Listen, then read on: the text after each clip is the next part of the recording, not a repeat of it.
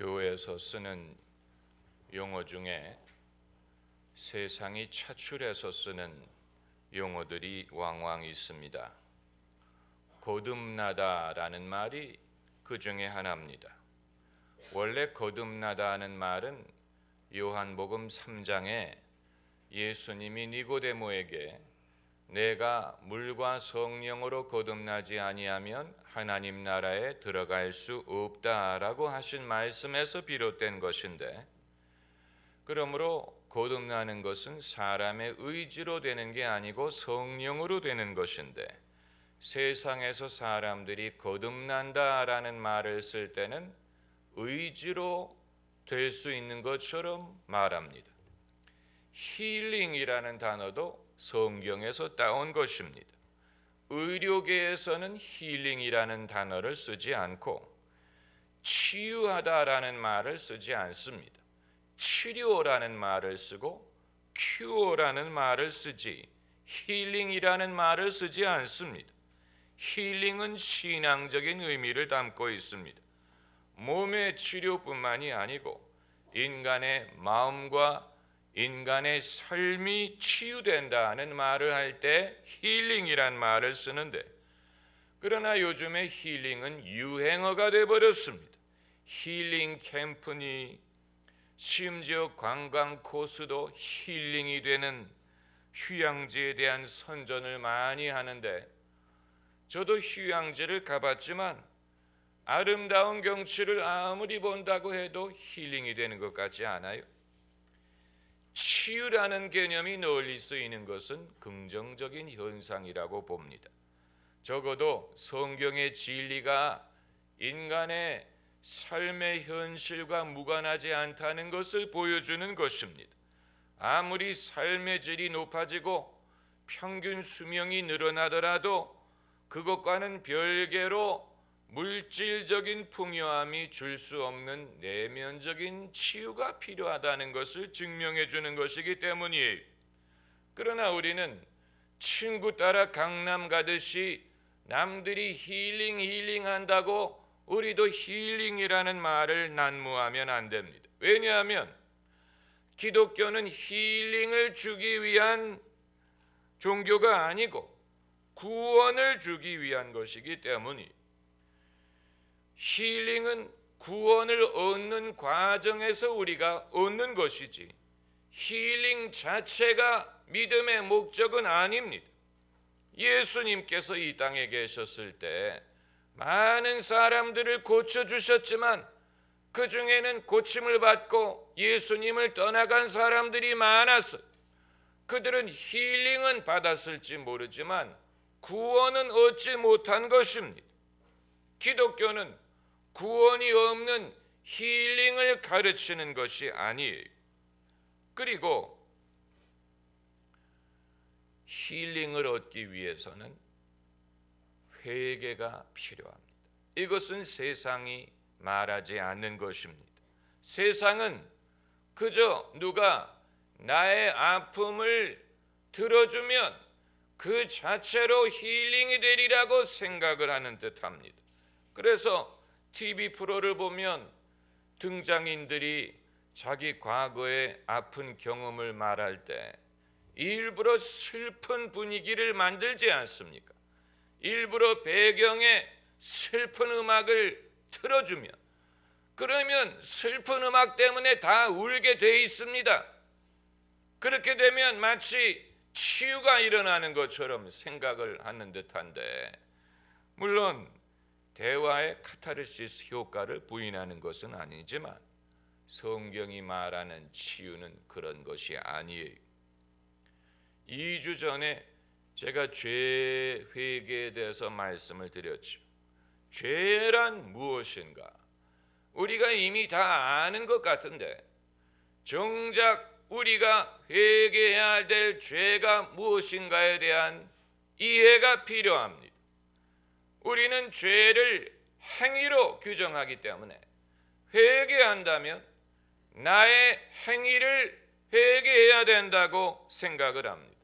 제가 누구를 미워했다든가, 제가 할머니의 지갑에서 돈을 훔쳤다든가, 내가 아무개의 미모를 보고 뭐 음욕을 품었다든가 이런 식으로 우리의 행위를 회개하는 것이 회개라고 생각을 하는데, 아무리 회개를 해도 성품이 바뀌지 않는 이유는 회개를 반복하기 때문이. 진짜 죄는 사람의 행위가 아닌 그의 성품의 결함에 있습니다. 이것은 우리가 성경을 주의 깊게 읽지 않으면 깨닫기가 어렵습니다. 가룟 유다가 왜 예수님을 배반했을까?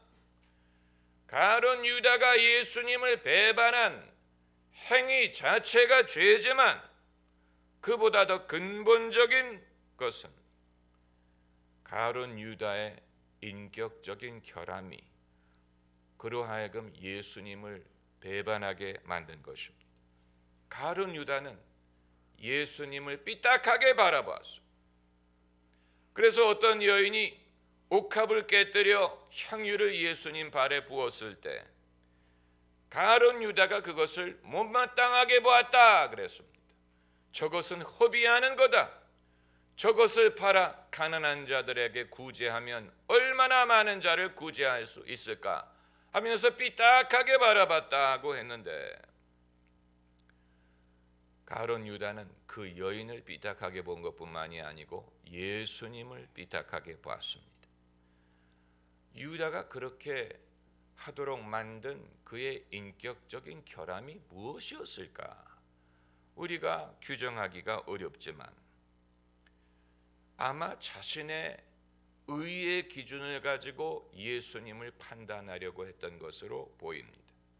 그리고 하나님의 일보다는 사람의 일을 먼저 생각하려는 성향이 그에게 있었던 것으로 보입니다. 그러므로 가룟 유다가 진정한 회개를 하려고 했다면 자신의 인격적인 결함을 깨닫고 회개해야 했을 것입니다마는 그는 회개하지 않았어요. 자신의 행위를 후회하기는 했어요. 그러나 그것이 회개에 이르지는 못했습니다. 사울 왕의 경우도 마찬가지. 이스라엘의 초대 임금은 다윗이 아니고 사울이었습니다. 만일 사울이 하나님 보시기에 흡족했다면 이스라엘은 다윗 왕조가 아닌 사울 왕조가 되었을 것입니다. 그러나 하나님은 사울을 기뻐하지 않으시고 결국 그를 버리셨습니다. 왜 그러셨느냐? 하나님이 사울을 버리신 이유가 무엇이냐? 사울의 어떤 죄 때문이냐? 그렇게 말하기는 어렵습니다. 사울이 딱히 어떤 한 죄를 지었기 때문이다라고 말하기는 어려워요. 그럼 왜 하나님이 그를 버렸느냐? 사울에게 결정적인 인격의 결함이 있었기 때문입니다. 사울은 그것을 회개하지 않았어요. 자신의 결함을 알면서 고집했습니다. 그렇기 때문에 하나님이 나라를 사울에게서 빼앗아서 다윗에게 주신 것입니다. 여러분, 회개는 이처럼 어려운 것입니다. 사람이 자신의 행위의 잘못은 쉽게 깨닫는 것 같은데 자신의 인격의 결함은 깨닫지도 못하고 회개하려고 하지도 않습니다. 그렇기 때문에 그의 행위가 변하지 않는 것입니다. 최근에 미국에서 어떤 11살짜리 소년이 9살짜리 소녀를 총으로 쏴 죽이는 일이 발생했지. 아주 비극적인 일이 발생을 했는데 왜 그랬느냐? 그 소년이 그 여자아이에게 그 여자아이의 개와 놀게 해달라고 부탁을 했는데 거절을 받고 앙심을 품고 집에 들어가서 아버지의 총을 가져다가 그 여자아이를 쏜 것입니다. 얼마나 큰 비극이에요. 그러나 이 사건에서 우리는 우리 모두에게 적용할 수 있는 죄와 인격의 결함의 문제를 발견하게 됩니다. 죄의 유혹이 언제 오느냐? 마음이 상했을 때 옵니다. 평소에 아무 때나 죄의 유혹이 오는 게 아니고 우리의 마음이 상했을 때, 우리의 마음이 상처를 입었을 때 그 상처가 아물지 않으면 악을 낳습니다. 이 어린아이는 개와 놀 수 없다는 여자아이의 거절이 분노를 낳고 그 분노가 죄로 이어졌습니다. 성경에 자기 동생을 죽인 남자가 누굽니까? 가인. 가인이 왜 동생 아벨을 죽였습니까?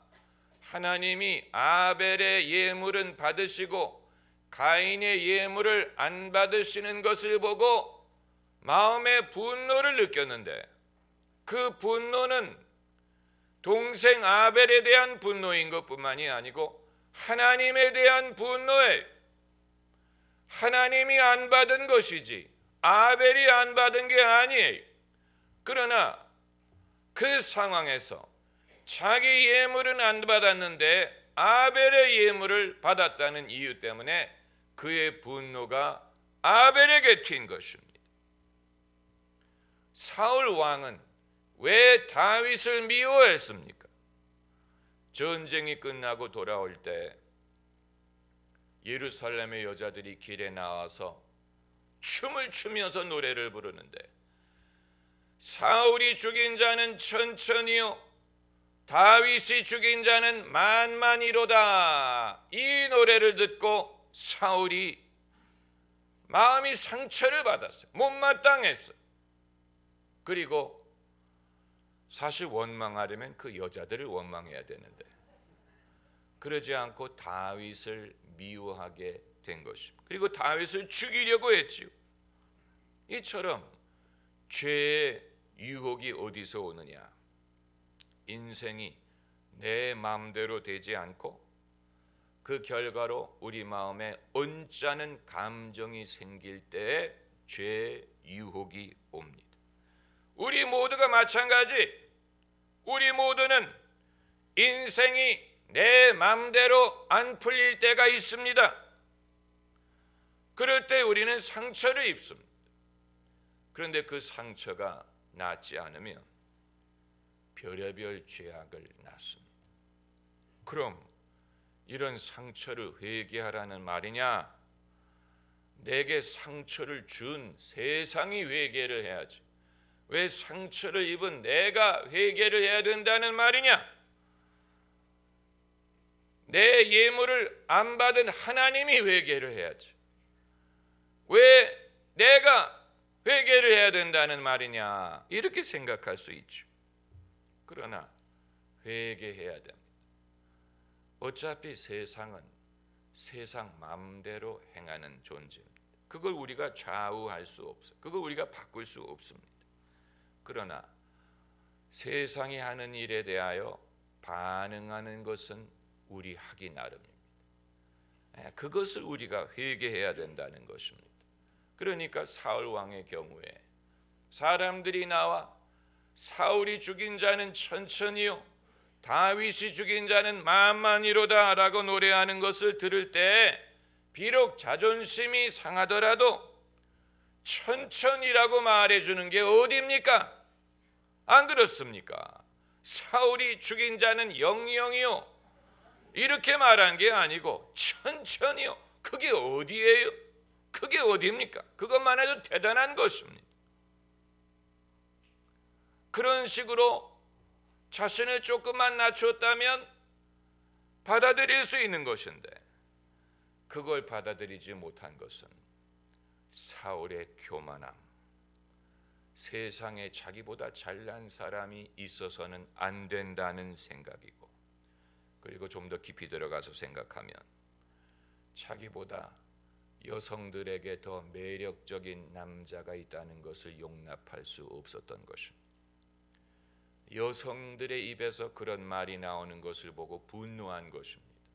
나보다 더 인기 있는 남자가 있구나, 젊은 남자가 나보다 더 매력이 있구나, 이것을 그가 참지 못한 것이.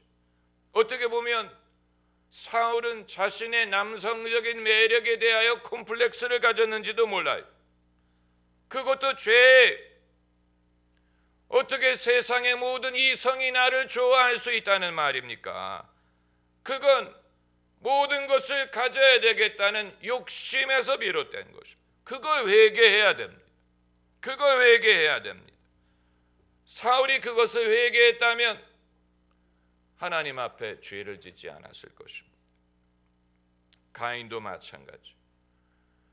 아벨은 잘못한 것이 없어요. 가인이 잘못한 것입니다. 잘못 예물을 드렸기 때문에 하나님이 안 받으신 것입니다. 그러므로 가인이 바로 행했다면 자기의 예물을 하나님이 안 받으신 것을 반면교사로 삼아서 이 다음번에 예물 드릴 때는 하나님이 받으실 만한 예배를 드리면 됐었을 텐데 그걸 하지 못하고 내 예물을 안 받는다면 아벨의 예물도 받으면 안 된다라고 생각하고 화살을 아벨에게 돌렸습니다. 이것이 못된 마음.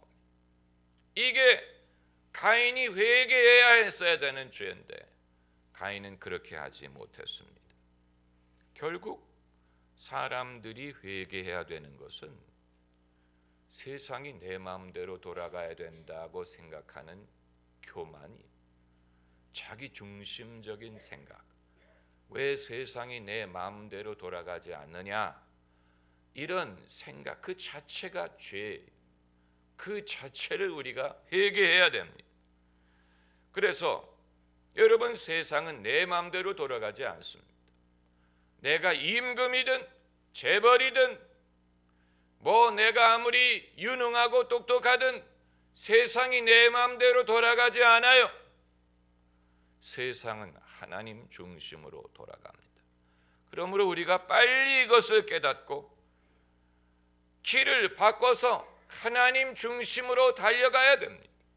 그것이 죄를 이기는 길인데, 회개란 우리가 잘못 생각하신 것을 깨닫고 바른 길로 방향을 바꾼다라는 뜻입니다. 헬라어로 메타노이아라는 말은 방향을 바꾼다는 뜻입니다. 아마 많은 사람들이 이렇게 반문할 것입니다. 목사님, 제 마음이 상했는데 어떻게 그 상황에서 내가 방향을 바꿀 엄두가 난다는 얘기입니까? 누가 나보다 잘 나가는 것을 보고 마음이 상했는데, 누가 나보다 잘 사는 것을 보고 마음이 상했는데, 내 소원대로 되지 않기 때문에 마음이 상했는데 무슨 수로 회개를 할 수 있다는 말입니까? 그럼에도 회개해야 됩니다. 회개를 하면 하나님이 상처를 치유하십니다. 그렇기 때문에 오늘 설교 제목이 회개와 치유. 세상에서는 회개 없는 치유를 말하지만 성경은 회개가 없이는 치유가 일어나지 않습니다. 진짜 힐링은 회개 결과로서 힐링을 얻습니다. 오래전 제가 토론토에서 목사 안수를 받고 부목사로 섬기던 교회가 있었습니다.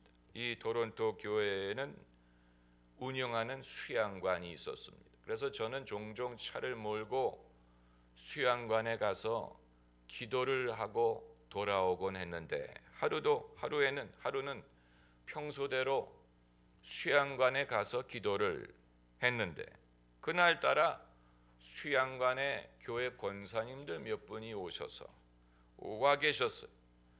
그분들이 기도하러 오신 건 아니고 무말랭이 말리러 왔어요. 저는 그 권사님들이 계시는 것을 알았지만 특별히 아는 척을 해야 될 필요를 느끼지 않았기 때문에 기도를 마치고 그냥 차를 타고 돌아왔는데, 그것이 무리를 빚은 모양입니다. 며칠 후에 그 권사님 중에 한 분이 저에게 찾아오셔서 목사님이 앞으로 한인 목회를 하려고 하시는지는 알지 못하지만 만일 그러시다면 그렇게 하면 안 됩니다 라고 충고를 하는 것이었습니다. 다시 말하면 양들이 수양관에 와 있는데 목사가 모르는 척하고 가면 안 된다는 얘기예요. 맞는 말씀이라는 것은 알겠지만 저에게는 그게 상처가 됐습니다. 화가 났어요.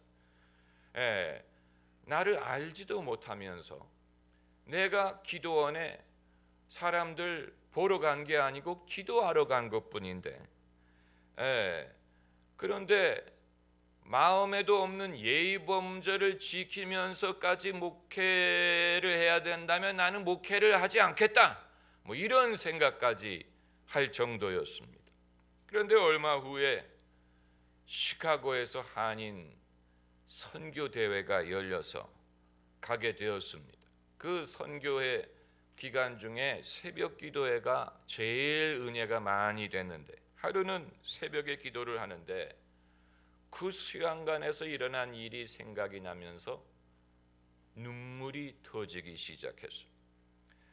억울해서 눈물이 터진 게 아니고 그게 다 예수님을 섬기는 과정에서 겪어야 되는 것이다라는 것이 깨달아진 거예요. 이게 다 예수님을 섬기기 위해서 자기를 낮추는 과정이다라는 것이 깨달아지면서 감격이 되고 은혜가 되고 더 이상 억울하지 않고 내가 이것을 받아들여야 되겠다, 회개도 되고 위로도 되고 치유가 되는 것이었습니다.